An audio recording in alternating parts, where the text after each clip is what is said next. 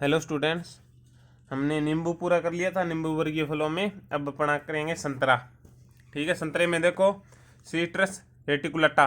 ठीक है, इसका क्या है, बोटनिकल नेम है सीट्रस रेटिकुलाटा। इसकी फैमिली कौन सी है, कुल कौन सा है, रुटेसी। CN नंबर यानी क्रोमोसोम नंबर, गुणसूत्र संख्या कितनी है, 2 1 18। फल प्रकार हेस्पेरिडियम सरस, यानी कि जो नींबू का था वही इसका ही है। खाए जाने वाला भाग जो नींबू का था रसीले प्लेसेंटल, वही इसका है। उद्गम स्थल चीनी, दक्षिणी चीन। ठीक है, इसे मैंड्रीन कहते हैं। ये इसका दूसरा नाम क्या है, मैड्रीन कहा जाता है। इसमें विटामिन C A B प्रचुर मात्रा में पाया जाता है। ठीक है, इससे पानक, ठीक है, उत्पाद बनता है, जो आपको मैं अच्छी तरह से आगे करवाऊंगा। आपके एक लेक्चर है यानी कि पार्ट है, उसमें करवाऊंगा मैं। पानक, जैम, जेली सभी इसमें आपके अच्छी तरह से लगे हुए हैं।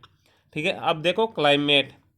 उष्ण उपोष्ण जलवायु, औसत वर्षा 75 से 100 सेंटीमीटर होती है। तापक्रम 23 से 40 डिग्री उपयुक्त रहता है। भी इसकी औसतन वार्षिक वर्षा कितनी होनी चाहिए, 75 से 100 सेंटीमीटर होनी चाहिए। तापक्रम कितना होना चाहिए, 23 से 40 उपयुक्त रहता है इसमें, जलवायु है जो इसके लिए।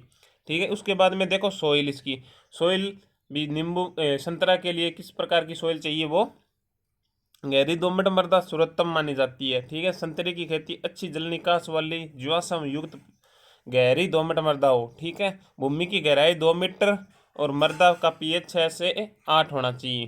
ठीक है, उन्नत किस्में। अब उन्नत किस्में देखो इसमें। ठीक है, उन्नत किस्में ये ट्रिक है, ना खा खुरग संतरा दांत ला हो जाएगा। ठीक है, इसमें देखो ना से नागपुरी संतरा, नारंगी रंग जो होता है वो किसके कारण होता है, क्रिप्टोरोंथीन के कारण। वर्णक होता है जो जिसके कारण क्या होता है, नारंगी रंग होता है। ठीक है, खा से देखो खासी संतरा, कुरग से देखो कुरग संतरा, दार्जिलिंग दांत यानी कि दार से दार्जिलिंग संतरा, ला से लाहौर कोक्कल आदि प्रमुख किस्में हैं इसकी। ठीक है, अब देखो सत्सुमा किस्म है जो सीडलेस है, यानी कि बीज रहित किस्म है, जो जापान ने विकसित की थी। अब देखो ऊपर नोट लगाकर मैंने लिखा है, नींबू वर्गीय फलों का TSS तथा एसिडिक अनुपात 12:1, यानी कि TSS कितना होता है नींबू वर्गीयों का, 12 होता है, और इसमें एसिडिक अनुपात कितना कितना होता है, 1। इसलिए कहते हैं 12:1। अपवाद के रूप में, यानी कि मौसमी में नींबू वर्गीयों में बात की जाए ना, तो उसका अपवाद क्या है, और सभी में जैसे संतरा हो गया, नींबू हो गया, या जट्टी खट्टी हो गया, कुछ भी है, उसमें 12:1 रहता है। ठीक है, TSS और एसिडिक एसिड। ठीक है, अब इसमें अपवाद में मौसमी देखो, मौसमी में कितना है, 30:1 होता है। ठीक है, अब दूसरा पॉइंट देखो, HB फ्रोस्ट ने दोबारा विकसित की थी किन्नू की किस्म, जो अपने एरिया में सबसे ज़्यादा किन्नू लगाया जाता है, मानगढ़ गांधीनगर पंजाब में। वो उसकी किस्म जो किसने दी थी, वो HB फ्रोस्ट ने 1935 में।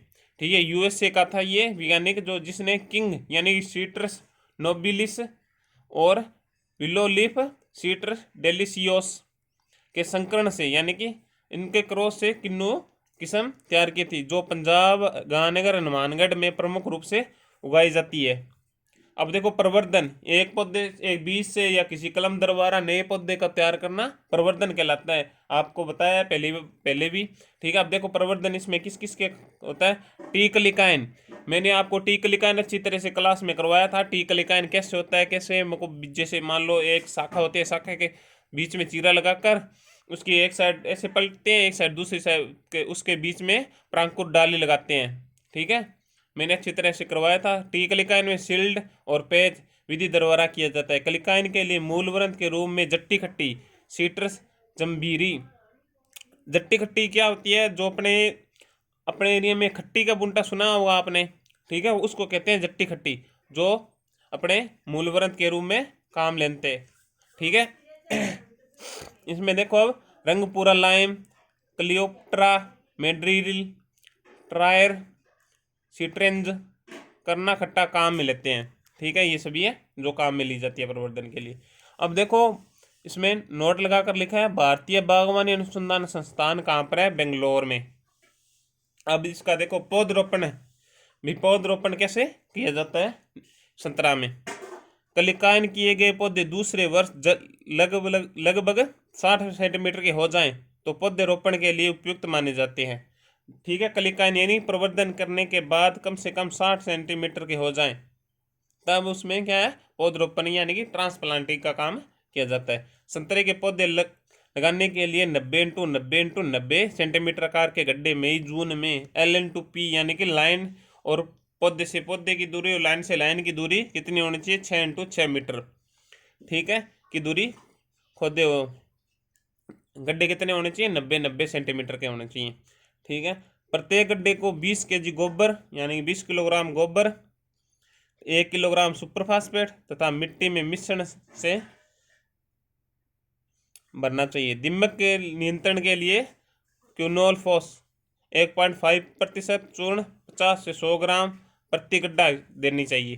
ठीक है, क्विनोलफॉस के बाद पहले भी बताया था भी दीमक के लिए उपयोग में लेते हैं। ठीक है, इसकी कितनी मात्रा, 1.5%। ठीक है, जो 50 से 100 ग्राम होनी चाहिए प्रति गड्ढा के हिसाब से।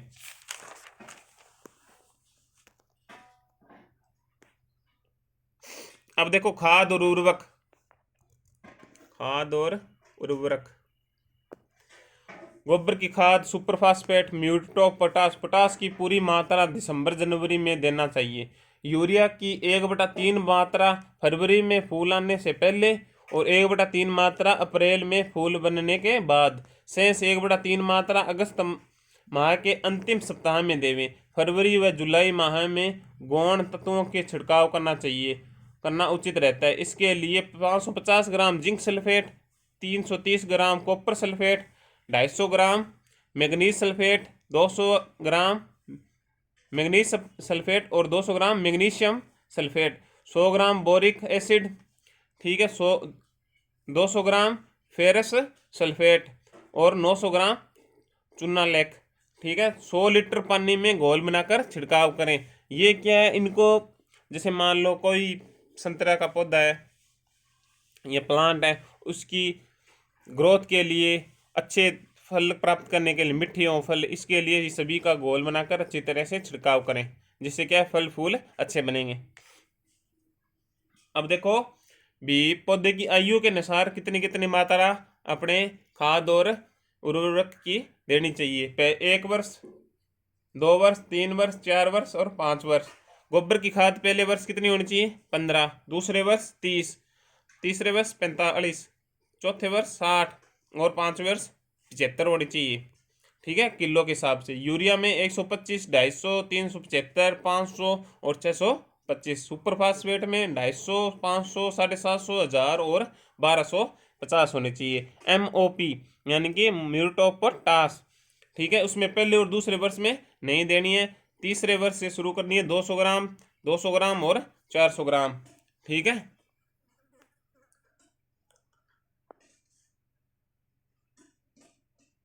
ठीक है। अब देखो सिंचाई व अंत्य सस्य।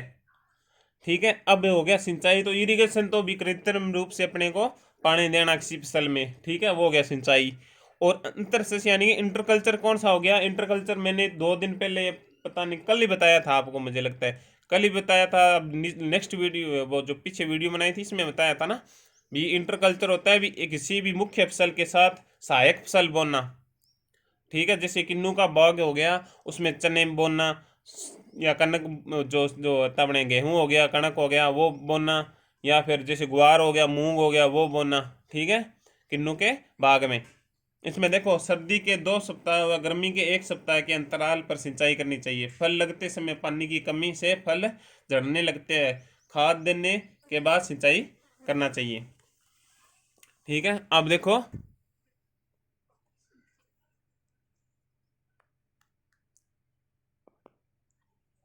संघाई कटाई और छंटाई। प्रारंभिक वर्षों में कटाई छंटाई की जाती है। सूखी और रोगग्रस्त टहनियों को काटते रहना चाहिए। भी जो सूख गई टहनियाँ या जो रोगग्रस्त है उनको काट कर पौधे से अलग कर ले। ठीक है, जिससे क्या है, नई शाखाएं अच्छी बनेगी। फलों का गिरना, अगर किसी भी पौधे में फलों का गिरना या किसी बाग में फलों का गिरना है तो उसके लिए क्या करना चाहिए। लगभग सभी नींबू वर्गीय फसलों की समस्या ये आर्थिक दृष्टि से हानि होती है। इसमें जब फसल तुड़ाई की 1 से 1.5 माह पर गिरने लगे तब 2,4-D सोडियम लवण बागवानी ग्रेड 10 ppm या NAA प्लेनोफिक्स आती है बायर की, जो अपने पेस्टिसाइड की कंपनी, उसमें प्लेनोफिक्स के नाम की दवाई आती है। वो अपने कितने हैं 20 से 50 ppm का घोल बनाकर छिड़काव कर सकते हैं, जिससे क्या है फल नहीं गिरेंगे, फूल नहीं झड़ेंगे। अब आ गया तुड़ाई। ठीक है, तुड़ाई कैसे करते हैं। कलिकाएं द्वारा तैयार किए गए पौधे में 3 से 5 वर्ष की आयु में फल देते हैं। प्राय पुष्पन के 8 से 9 माह बाद पककर तैयार हो जाता है। संतरे के फलों का रंग हल्का पीला हो जाए तब इन्हें तोड़ लेना चाहिए। ये नॉन क्लाइमेट्रिक फल है, आपको बताया मैंने क्लाइमेट्रिक नॉन क्लाइमेट्रिक क्या होता है। ठीक है, नॉन क्लाइमेट्रिक है, पके हुए फलों को ही तोड़ा जाता है इसमें। ठीक है, अब देखो उपज कितनी होनी चाहिए संतरे की। और संतरे की उपज 600 से 800 फल प्रति पौधा तथा औसतन 70 से 80 kg प्रति पौधा प्राप्त होती है। अब आ गया भंडारण यानी कि स्टोरेज कैसे कर सकते हैं। संतरे के फलों का 5 से 6 डिग्री तापक्रम व 85 से 90 अपेक्षित आर्द्रता पर 4 महीने तक भंडारित किया जा सकता है। ठीक है, अब देख लो इसमें कितने तापमान होना चाहिए। 5 से 6 डिग्री, 85 से 90, 4 सप्ताह तक अपने स्टोरेज कर सकते हैं अपेक्षित आर्द्रता के अंदर। ठीक है, अपना हो गया संतरा हो गया कंप्लीट। वैसे अब इसके रोग बचे हैं, वो नेक्स्ट वीडियो में आपके मैं रोग करवा दूंगा। ठीक है, इसके बाद में आपके नींबू वर्गीय जो फसल हैं, 2 ही हैं आपके, नींबू और संतरा। ठीक है, उसके बाद में अपना बनाना करेंगे केला। ठीक है, इसके रोग बचे हैं वो आपको कल नेक्स्ट वीडियो में करवाऊँगा। और किसी को कोई प्रॉब्लम हो तो मैसेज कॉल या यूट्यूब चैनल पर मैसेज कर कैसे भी पूछ सकता है, कोई भी डाउट हो तो क्लियर कर सकता है।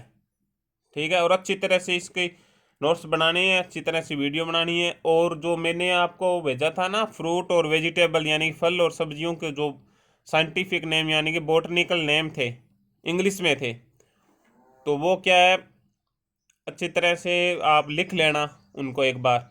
ठीक है, याद करने की ज़रूरत नहीं है, याद मैं आपको हिंदी में वो दूंगा। ठीक है, आपको लिख कर अच्छी तरह से याद करवाऊंगा बाद में। एक बार लिख लेना, आपको लिस्ट दे दूंगा हिंदी में उसकी, इंग्लिश में मुझे पता है आपको याद नहीं होंगे इतने। ठीक है, आपको हिंदी में दे दूंगा, कोई प्रॉब्लम नहीं होगी इसमें। वो लिख लेना, अलग पेज से लिख लेना, इनके बीच में मत घुसा देना कहीं। ठीक है, और जो मैंने एक लिस्ट और भेजी थी जो एग्रीकल्चर जो क्रांतियाँ थी उसकी, वो भी अलग से लिखना है, अलग पेज पर दोनों।